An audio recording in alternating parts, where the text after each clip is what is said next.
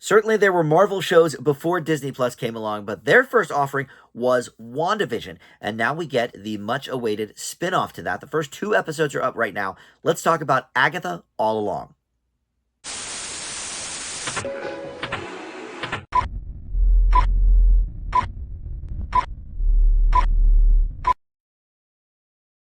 Hey guys, Dan here. This is Dan Reviews It. Welcome to my TV review for Agatha All Along. We're going to talk about the first two episodes because that is all that is up right now. They're going to do the weekly rollout as they pretty much always do on Disney Plus. I believe all the other Marvel shows were this way as well. They do like the first two, maybe three episodes the first day, and then they do them weekly. Now this one actually does come with two episodes at the end as well, so sort of bookended there because the last two will drop on October 30th.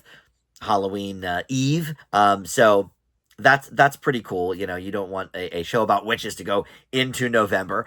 So it makes sense that they're going to drop the final two episodes at once. I can't remember if they did that with WandaVision or not. But WandaVision, look, for me, the crown jewel of the Disney MCU TV universe, I ended up doing week by week reviews of that show because I loved it so much. You know, I like to think of myself as a TV historian. So them doing like all the old sitcom references and stuff, I kind of wanted to go on every week and do that. But look, we don't have to do that with this one. I think this will be sort of, I'll be watching every week, but I will not be doing week by week reviews of this. But so far, I like what I'm seeing to sort of tip my hand a little bit at my review. But look, we'll get to all that in a second. First, let me welcome you back to Dan Reviews It. If you're one of my subscribers already, thank you so much. Always love when you guys return to the channel. But if you're not, please consider subscribing, click that notification button. And everybody, like this video, comment below. I love interacting with you guys on the comment section about these shows that I'm talking about. So, all right. And this comes at the perfect time, I think, for the MCU because, like I mentioned, WandaVision, I think, is universally kind of accepted as the crown jewel of their TV universe. But movies lately for the MCU have been a bit lackluster. Doctor Strange and the Multiverse of Madness, which actually, had a lot to do with WandaVision. The Thor, was that Love and Thunder? The fourth Thor movie, terrible. The Marvels was like, okay. But even the TV shows have started to wane a little bit lately. Secret Invasion was not all that good. So this hopefully gets them kind of back up to sort of the heyday with, the original WandaVision and Loki has been pretty consistently good and all of that. So, and this is only, I think, the second MCU show of the year. We had one in January, and then movie-wise, we just had Deadpool and Wolverine, which obviously was a massive success. It's the biggest R-rated movie of all time, worldwide, and I think maybe domestically too. But anyway, the premise here is we are 3 years after the events at the end of WandaVision, and that makes sense because that came out in 2021. We're in 2024 now, so the timeline, staying consistent there. And spoiler alert for the end of WandaVision, but Agatha Harkness, Agatha All Along, gets trapped at or in Westview. And so that is where we sort of find her now. So she's trying to escape with the help of a goth teen played by Joe Locke, who you may know from an excellent Netflix series called Heartstopper. It's the only other thing I've seen him in, really. But so she teams up with him, and they are trying to face the trials of the legendary Witch's Road, but she has lost her magical powers, Agatha has, so she needs to recruit some of her old witch buddies and frenemies. And we have Deborah Jo Rupp continuing her role from WandaVision here. Always love seeing her. She played Mrs. Hart in the sitcom world of WandaVision. But you also have Aubrey Plaza here, Sashir Zamata, formerly of SNL and Home Economics, great show. Patti LuPone, oh my God, love seeing her. The Broadway legend. She is one of the members of the Coven as well. So, there's a lot of famous faces here, but does that always make for a good show? No, of course not. You need good script, you need some good plots, and I think they have really struck that here.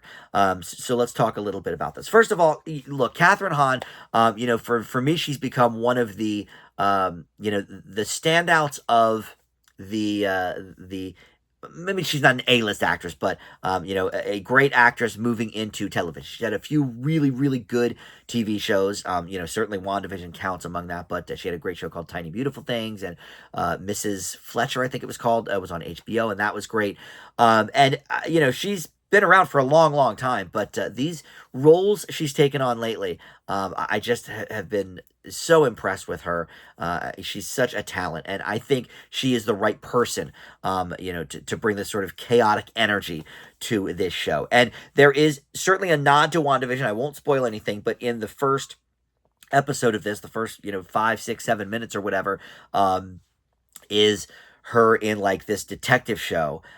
So they're still kind of going with that theme of, being trapped in television and all of that they started in WandaVision, and did it so brilliantly there. I'd like that they sort of gave us a little nod to that, but sort of mixing those worlds, within a few minutes of the first episode. So at least, we're not left wondering for so long as we were with WandaVision what exactly is happening, which worked for that show. But I think if they tried to do that again, that might be a miss. But look, everybody here is just firing on all cylinders. Aubrey Plaza, she's another one. She is always doing something interesting, and I think she's got the exact right amount of like camp that this show needs for that character. And then we have, people like Patti LuPone to really bring it some gravitas as well. Now, there is like a musical number in the second episode that maybe we could have done without. But other than that, I really like where they're going with this. There's obviously a lot of Wizard of Oz references here, which, for me, hey, that's my number one movie of all time. There's always sort of been an inside joke with me and some of my buddies that, like, a show or a movie, isn't legitimate unless they make a Wizard of Oz reference. And honestly, I mean, almost 50% of the things out there make some sort of references. Certainly in TV, when you have enough episodes, you're going to make an Oz reference at some point. And even the MCU has done that previously with Captain America. So, but look, this is about witches. There's one that's known as the Green Witch. So obviously there's a lot of, Oz references here. They're looking for the road, the witch's road, obviously Yellow Brick Road kind of thing.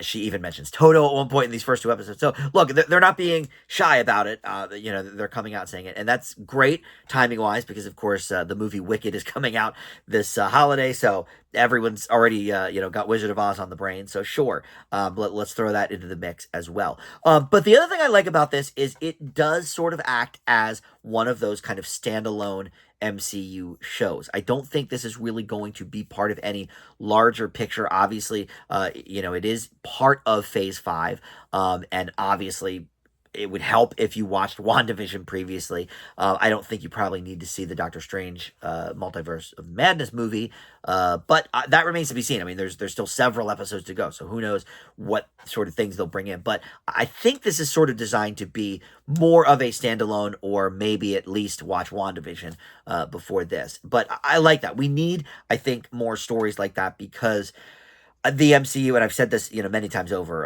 in the last few years, but the MCU has just gotten too big and too much homework, to watch some of these shows and movies where it's like, okay, if you don't see these 30 things, you're going to be completely lost. That is not this, and I think it's better for it. But it's a lot of fun.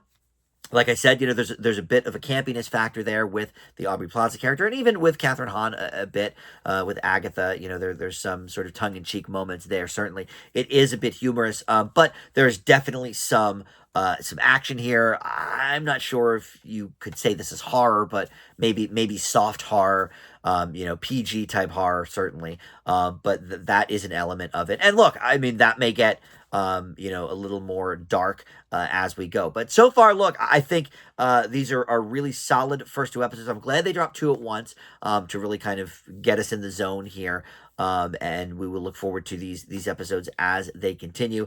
For me right now, look, WandaVision, I did a little bit lower for those first two episodes, just because I was a bit confused as to what was going on. I think it was a B or a B plus for those first two episodes. I'm not going to make that mistake this time. I think they're off to a good start. I am going to leave Agatha All Along, at least for these first two episodes, with an A minus, and we will see where it goes from here. But I'm definitely going to be along for the ride. So welcome back, MCU, let's say. All right, thank you for watching Dan Reviews It, and I'll see you next time.